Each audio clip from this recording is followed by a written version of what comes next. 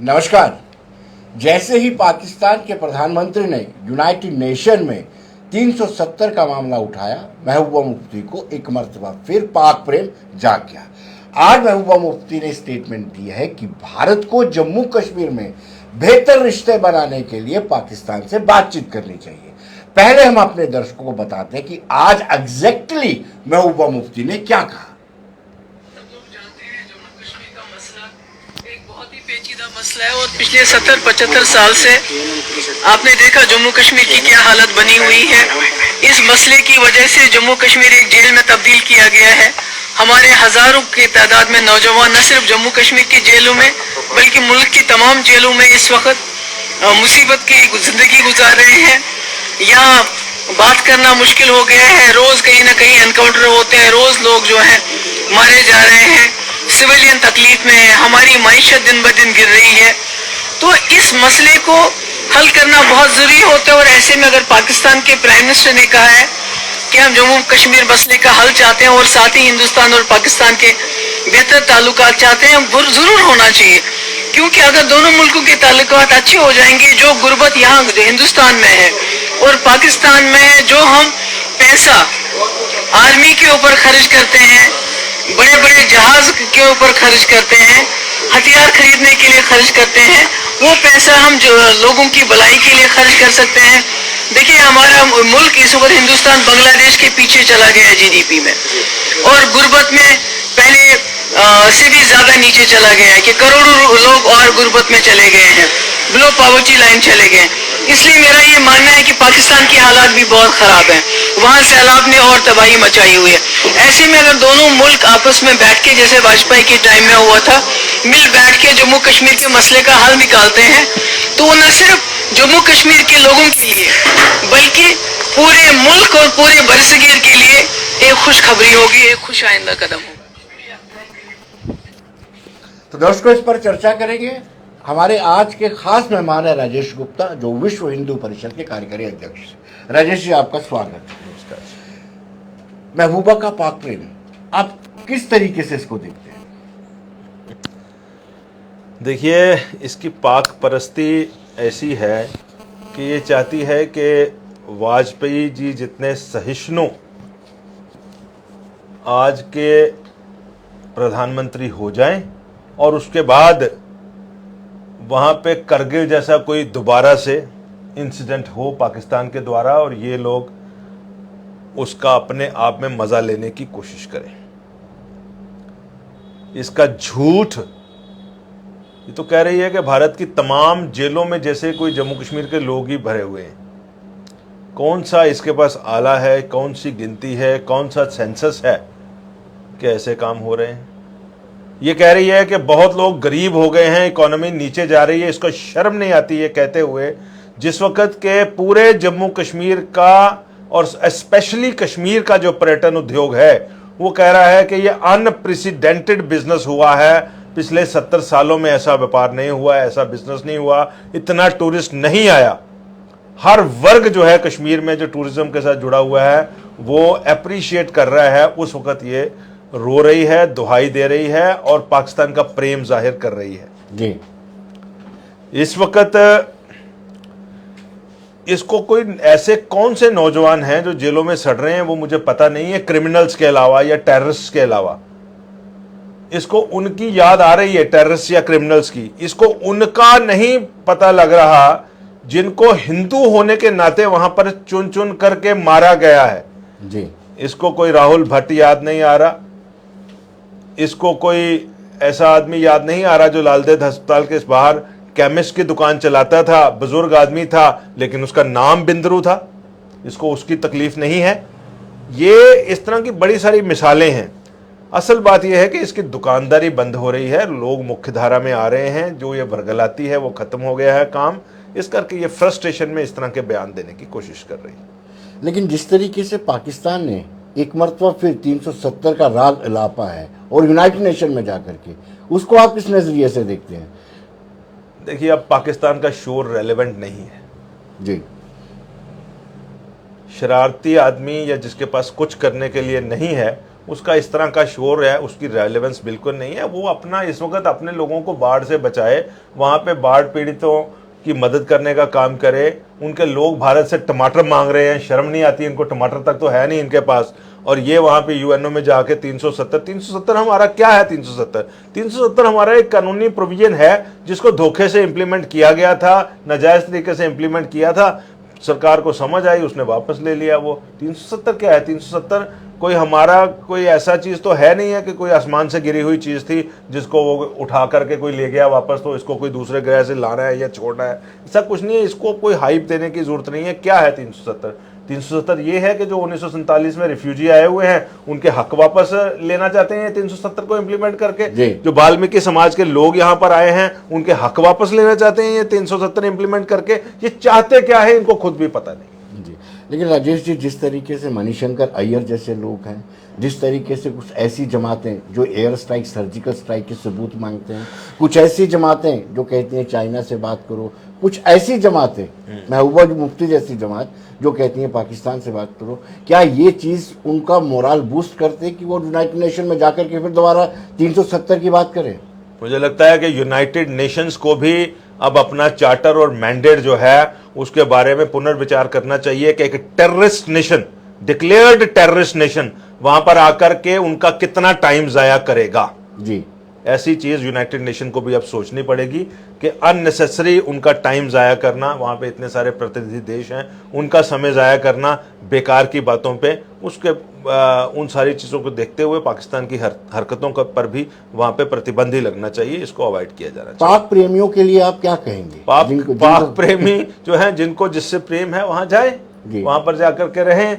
जिनको पाकिस्तान का प्रधानमंत्री ज्यादा प्यारा लगता है तो वहां क्यों नहीं चले जाते? ये इनके लिए रास्ते खुले हैं। इनको कोई छोड़ने वोड़ने जाना होगा तो हम भी बस भेज देते हैं इनको, ये छोड़ा, उसमें कौन सी बात है। अगर ये जाना चाहते हैं ये जाएं वहां पर, इनको वहां का फ्लड भी अच्छा लगता है, वहां की जब जमीन भी अच्छी लगती है, वहां के प्रधानमंत्री इनको अच्छे लगते हैं, वहां की छदम डेमोक्रेसी इनको अच्छी लगती है, तो ये जाएं, इनको भेजिए, इनको अप्रिशिएट करिए कि आप चले जाएं, यहाँ से गंदगी खत्म होगी। राजेश जी, कितनी मजबूरी बन जाती है आपके लिए अगर यूपीए की गवर्नमेंट होती या यहाँ पर नेशनल कॉन्फ्रेंस और कांग्रेस की हुकूमत होती, पीपल्स डेमोक्रेटिक पार्टी और कांग्रेस की हुकूमत होती, एक भी सिलेक्टिव किलिंग होती तो 48 घंटे का बंद विश्व हिंदू परिषद ने दे देना था। आजकल आपको खामोश रहना पड़ता है क्योंकि आपकी विचारधारा वाली सरकार बनी हुई है। देखिए, ऐसा है कि ये बिल्कुल आपकी गलतफहमी है। तीखा सच है नहीं, कोई तीखा सच नहीं है जी। तीखा सच ये है कि अभी भी 100% टेररिज्म पे कंट्रोल नहीं हुआ। तीखा सच ये है कि अभी भी राष्ट्रभक्त लोग बीच बीच में वहाँ पर मारे जा रहे हैं, उनके बलिदान हो रहे हैं। और तीखा सच ये है कि आतंकवाद पर 100% काबू नहीं पा सके अभी तक हम लोग जी। और वो उसकी वजह ये है कि अभी भी इस तरह के जो महबूबा जैसे पॉलिटिशियंस हैं जो आतंकवाद को बढ़ावा देते हैं, इस देश में अभी भी सुरक्षित घूम रहे हैं। ये पूरी तरह इन पर नकेल नहीं कसी गई। हमारा ऐसा मानना है कि जिस तरह ये पीएफआई वगैरह पर छापे पड़े हैं, 100-150 लोग इनके भी पकड़े गए हैं, इस तरह की सभी संस्थाओं के साथ साथ इस तरह के जो राजनीतिक दल हैं जो आतंकवाद को प्रोत्साहन देते हैं, इस तरह के जो राजनीतिक दल हैं जो पाकिस्तान के गुणगान करते हैं, इस तरह के जो राजनीतिक दल है जो इस्लाम के नाम पर लोगों को भड़का करके आतंकवाद को शेल्टर दे रहे हैं, उन पर पूर्ण प्रतिबंध लगे, उनको जल्दी से जल्दी जेलों में बंद किया जाए, उनको सजाएं हों और ये आतंकवाद पूरी तरह से खत्म हो। ये जो हत्याएं हो रही हैं और इस वक्त जो प्रक्रिया चल रही है कि जो हिंदू समाज को वहां से भगा दिया गया था, राष्ट्रवादी समाज को वहां से भगा दिया गया था, या एक ऐसा समय था 1989-90 का जब मस्जिदों से ये आवाजें आती थी कि हिंदू वहां से भाग जाए कश्मीर वैली से, अब उसका रिवर्सल हो रहा है। लोग अपने मूल स्थानों की तरफ जा रहे हैं, लोग वहां पर अपनी नौकरियां करने के लिए जा रहे हैं और उसमें बीच में महबूबा मुफ्ती जैसे दलों की शह पर कुछ लोग वायलेंस या टेररिज्म क्रिएट कर रहे हैं। इसके खात्मे के समय पर हम सरकार का साथ देना चाहते हैं, इस करके साथ दे रहे हैं कि हमें ऐसा लगता है कि उनकी मंशा ठीक है, उनकी इंटेंशन ठीक है, लेकिन आतंकवाद के कृत्य के प्रति कोई माफी नहीं है और हमारा विरोध जिसको कहते हैं उस आतंकवाद के प्रति है, रहेगा जब तक कि उसका पूरा खात्मा नहीं होता।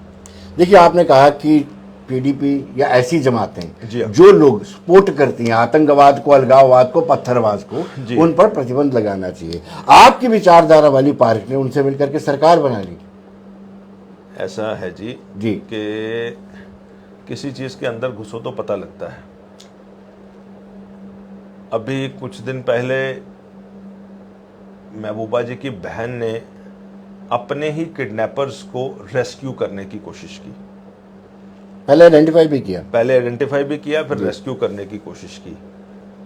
ये धीरे धीरे करके ऐसा जैसे है कि इनकी पोलें खुलती जा रही हैं कि ये एक ही परिवार का हिस्सा हैं और हर एक का रोल अलग अलग था आतंकवाद को बढ़ावा देने के लिए जी। और अनफॉर्चुनेटली इसी परिवार ने chief minister home minister of India भी दिया। उसका कई डीप इंसाइट उसको मिली भारतवर्ष के सुरक्षा तंत्र के बारे में और उसका मिसयूज इन्होंने किया।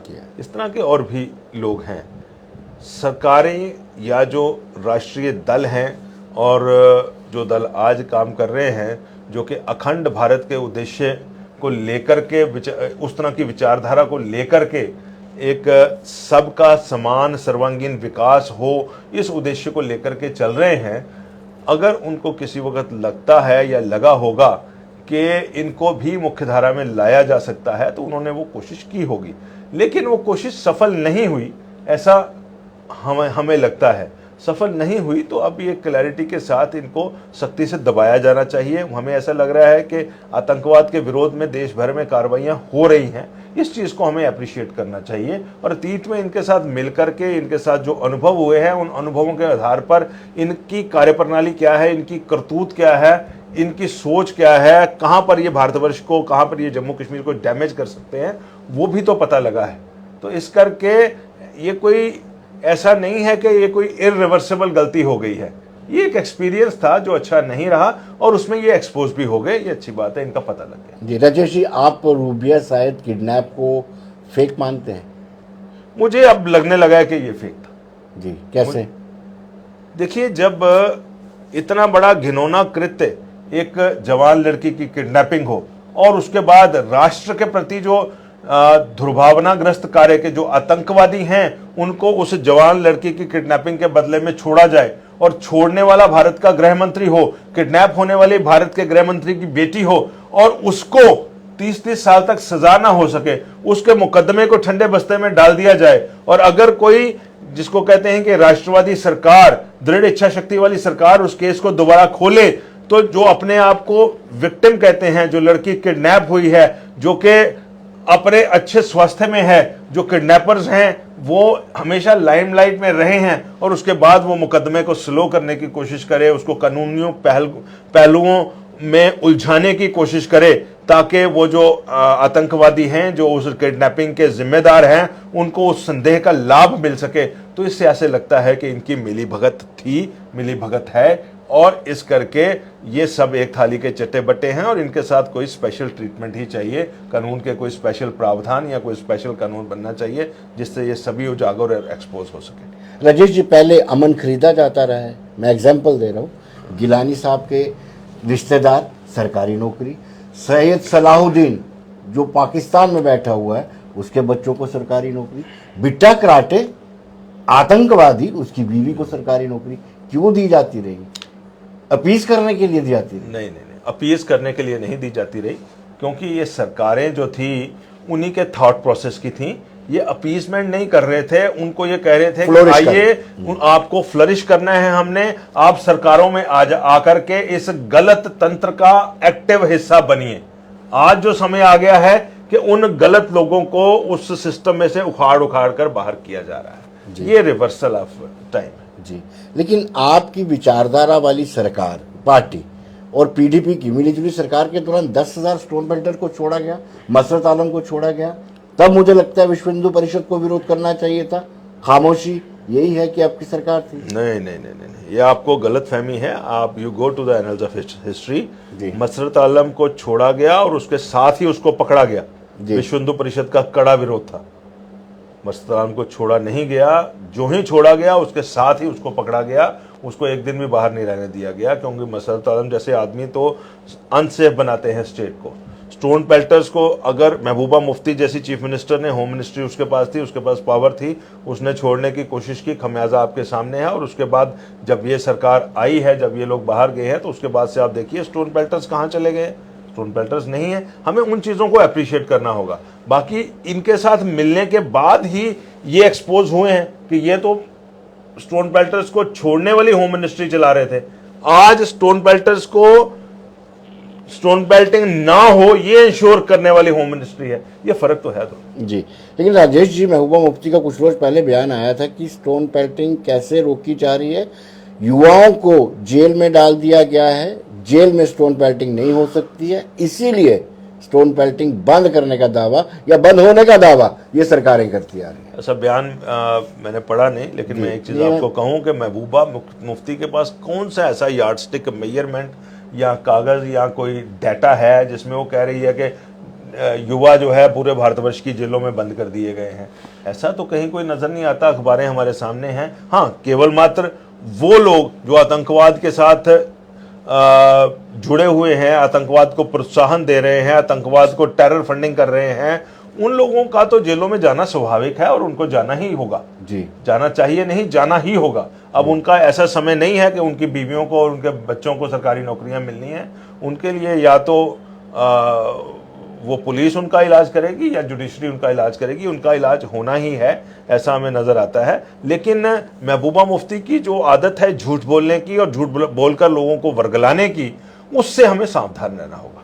राजेश जी, यूपीए सरकार ने जो पीएम पैकेज बनाया जिसके तहत कश्मीरी पंडितों को वहां कश्मीर में भेजा गया, हाँ जी, क्या वो उचित था? आज सिलेक्टिव किलिंग उनकी हुई है। देखिए, जो लोग वहाँ से कुछ दुखद हालात के चलते, जिसमें कि कुछ इस्लामिक कट्टरपंथियों की साजिश थी, पाकिस्तान की साजिश थी, वो जब यहाँ से वापस कश्मीर से वापस उनको भागना पड़ा, तो उनको वापस ले जाने की जिम्मेदारी सरकारों की है। हर सरकार ने उसके लिए कुछ ना कुछ काम किया है और उसी के तहत ये पीएम पैकेज में उनको कोई इंसेंटिव्स या स्पेशल कंडीशंस उनके लिए बना करके उनको वापस भेजने की कोशिश केंद्र सरकार के द्वारा की गई है।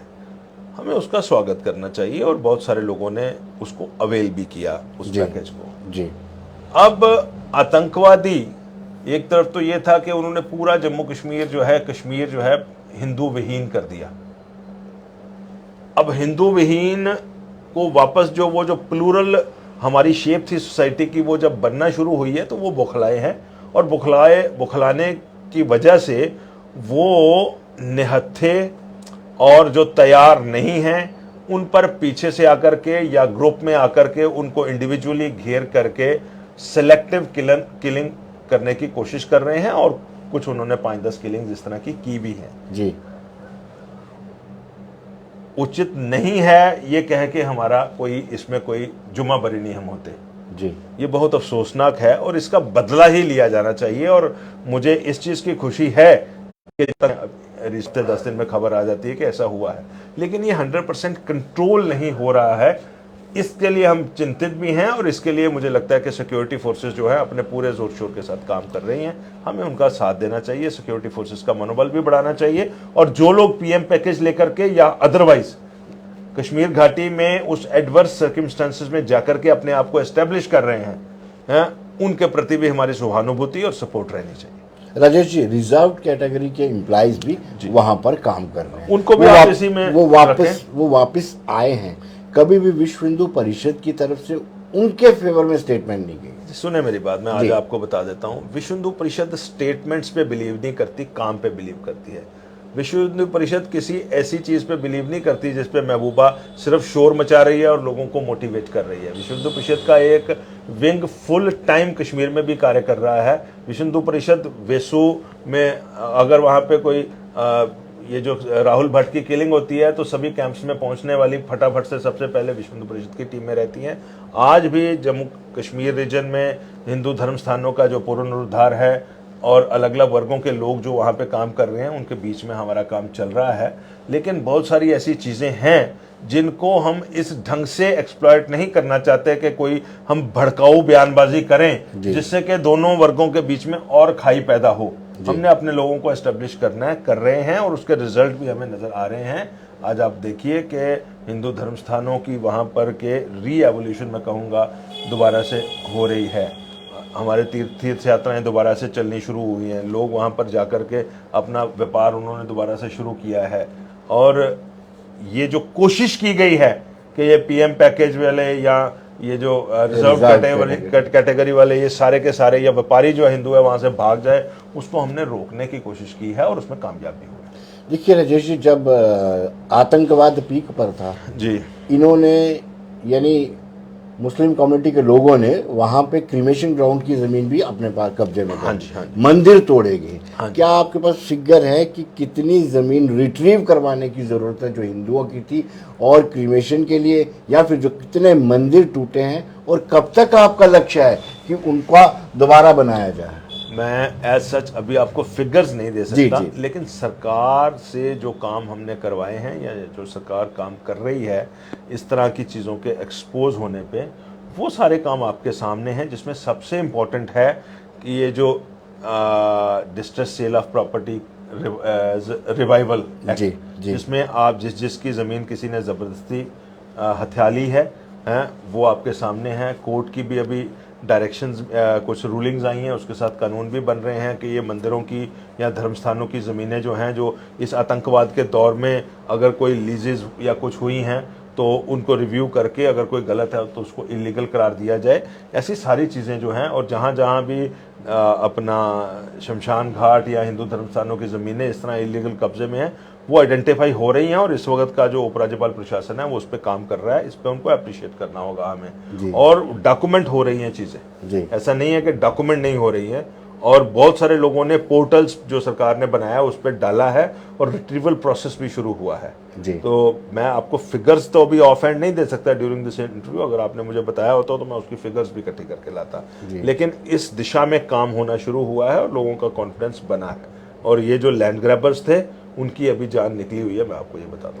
जम्मू प्रोविंस में भी मंदिरों पर अटैक हुए, वो एक साजिश थी, कॉन्स्पिरेसी थी, या क्या था? क्या आप उसको तय तक गए हैं? विश्व हिंदू परिषद तय तक गई है? मूर्तियों को खंडित किया गया?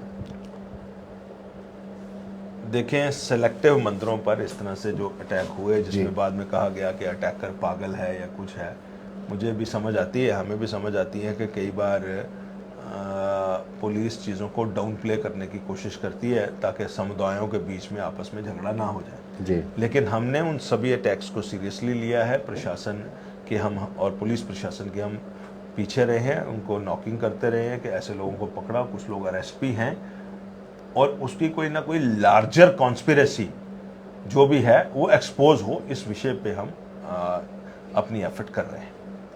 राजेश जी, आखिरी सवाल आपसे, जो लोग पीओके में या हिंदू पाकिस्तान में हैं, जिनको यातनाएं दी जा रही हैं, क्या अगर वो वापस इंडिया में आना चाहते हो, जम्मू कश्मीर में आकर के रहना चाहते हो, तो आप उनको सपोर्ट करेंगे? उनका स्वागत है। और अभी तो भारत सरकार ने सिटीजनशिप अमेंडमेंट एक्ट जो है वो लागू किया है, उसके तहत उनको एक कानूनी प्रोविजन है कि यहाँ पर आकर के अपने देश में वो वापस बस सकते हैं।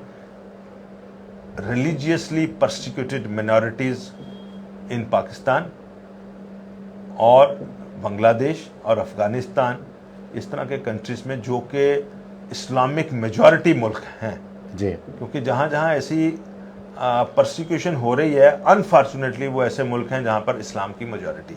जी, ये बात